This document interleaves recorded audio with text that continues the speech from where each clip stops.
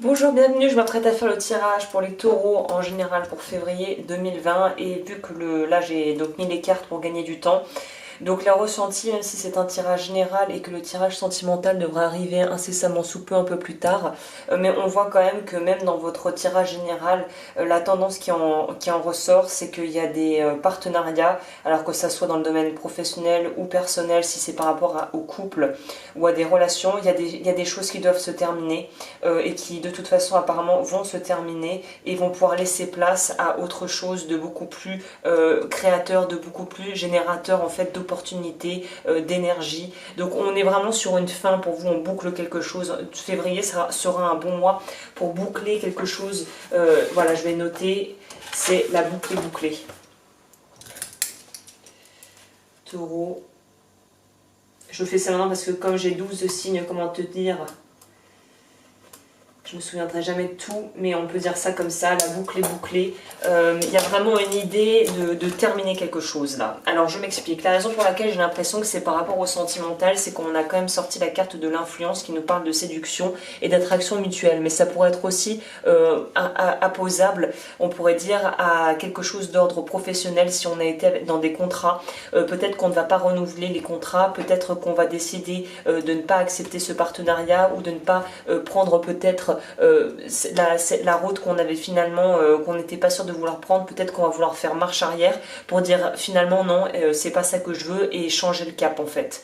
Il y a une idée pour moi de passer dans une forme de mise en retrait où on sait très bien où sont les problèmes et maintenant on est prêt à vouloir passer à l'action pour pouvoir les résoudre ou en tout cas trouver une autre approche par rapport à ce qui pour l'instant était source peut-être d'une certaine forme d'excitation et d'adrénaline, mais qui au final sur le long terme c'est plus énergivore et c'est plus prise de tête qu'autre chose. Donc là pour moi on sent bien que c'est la fin de quelque chose et que on va tout naturellement vouloir se mettre en retrait. C'est pour ça qu'on a ensuite la carte de la stagnation, que je prendrai pas littéralement avec le terme associé, mais plutôt dans une idée de, comme la carte le montre,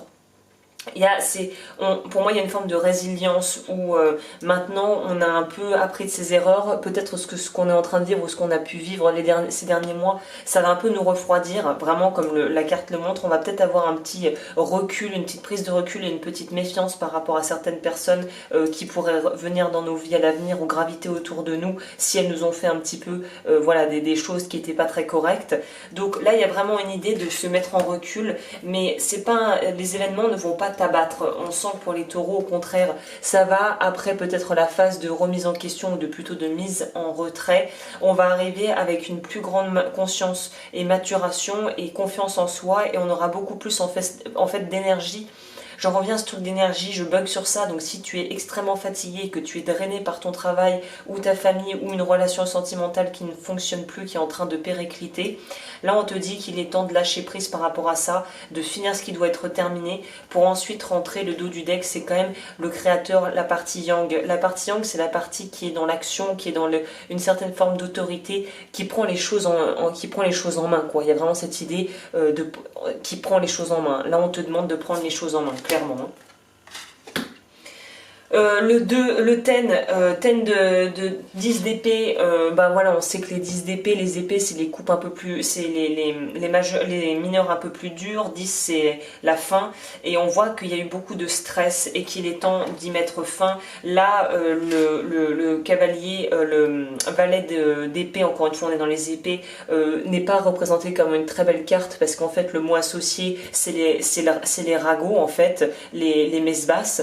Donc là il y a vraiment une idée, si je suis l'énergie et l'iconographie de Starot, d'en finir aussi peut-être avec les médisances, soit que tu pourrais entretenir si tu es dans un groupe ou une dynamique où on parle beaucoup sur le dos des gens. Il est peut-être temps de mettre un terme à ça, et de toute façon pour moi on met un terme à ça puisqu'on se rend compte que si on fait des choses pas correctes, ou en tout cas si on est dans une dynamique qui n'est pas saine, on va s'en rendre compte ce mois-ci. Il y a vraiment une idée de, là on peut pas faire comme si on voyait pas et on va pas laisser des choses injustes injustes ou des choses malhonnêtes perdurer. Donc pour moi c'est vraiment la fin de quelque chose. On a peut-être eu l'impression qu'on a pris un coup de poignard dans le dos, ou qu'on a été entouré de gens, ou qu'on a peut-être même nous-mêmes eu un peu une approche qui n'était pas très saine, et là on coupe avec ça et on voit que derrière arrivera des choses qui vont être beaucoup plus saines. Et peut-être que le fait d'avoir le courage de couper avec des relations ou des situations qui ne sont pas vraiment très honnêtes va permettre derrière de pouvoir ouvrir la porte vers quelque chose de beaucoup plus sécure, où il y aura beaucoup plus de fluidité dans la communication avec les gens, et ça sera beaucoup plus sain, quoi. Ouais. Et on part, et on aura appris de ses erreurs avec le magicien, on aura appris de ses erreurs et on sera prêt à commencer autre chose, mais en ayant quand même vécu et appris du vécu en fait. Le plus important c'est d'apprendre de l'expérience. Pour moi, la tour dans ce contexte, c'est vraiment que de toute façon, si ça n'explose pas directement à l'extérieur autour de toi et que tu ne vis pas les répercussions de ça, ça va imploser à l'intérieur en fait. Donc tout ce qui n'est pas extériorisé et exprimé va de toute façon s'exprimer, si ce n'est pas verbalement, ça sera physiquement à travers ton corps. Donc je te conseille foncièrement là de vraiment faire un inventaire avec toi-même et d'être très, très honnête par rapport à ta responsabilité dans les circonstances et les situations qui sont présentement dans ta vie. On finit avec une jolie carte qui est quand même l'as de bâton.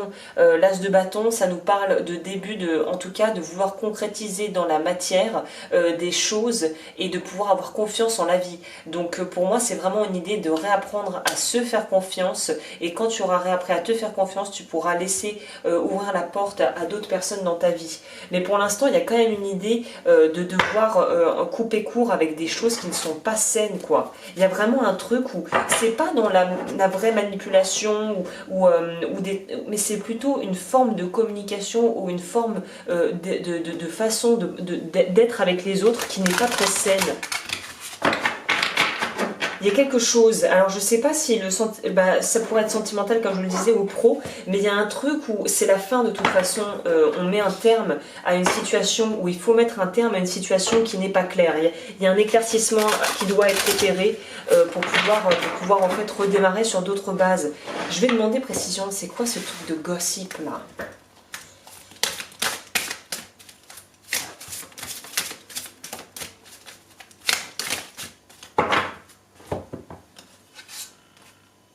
Ouais, on te demande d'en finir avec ces... Ah, c'est par rapport au foyer. On aurait tendance à nous signifier que c'est par rapport... parce qu'on a ensuite, on a eu le valet et j'ai sorti quand même le cavalier qui, lui, il est prêt... Là, on le voit, il est prêt à trancher. En anglais, la drama, le mot a été francisé d'ailleurs, mais c'est le côté, voilà, tout ce qui est en rapport, tous les espèces de commérages et de méchanceté et de choses qui sont plus liées à la famille, au foyer ou à un groupe d'amis que tu considères comme ta famille, peut-être, là, faut faire du ménage, faut mettre un terme à ces trucs malsains là.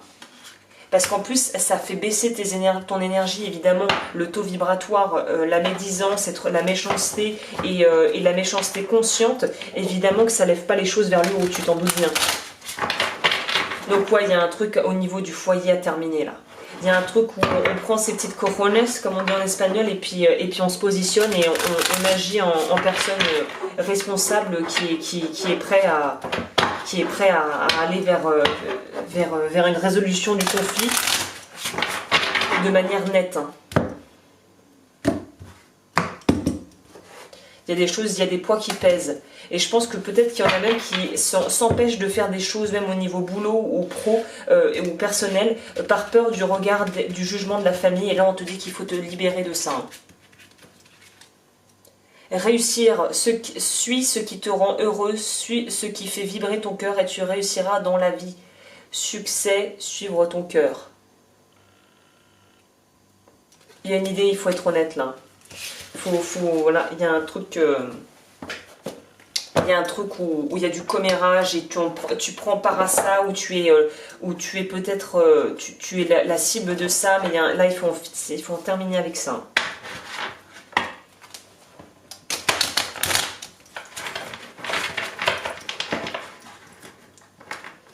On va voir ce que le Pono, je clôturerai avec le Pono. Bien évidemment, si tu souhaites me contacter, tout est en barre d'infos. Les Ponos, je les adore, mais le format des cartes n'est pas forcément... Ok, on va voir un petit conseil, ou peut-être plusieurs cartes. Hein. Le Pono, qu'est-ce qu'il nous dit le Pono? pour les taureaux. Eh bien, en prenant la responsabilité des événements, je garde le pouvoir sur ma vie.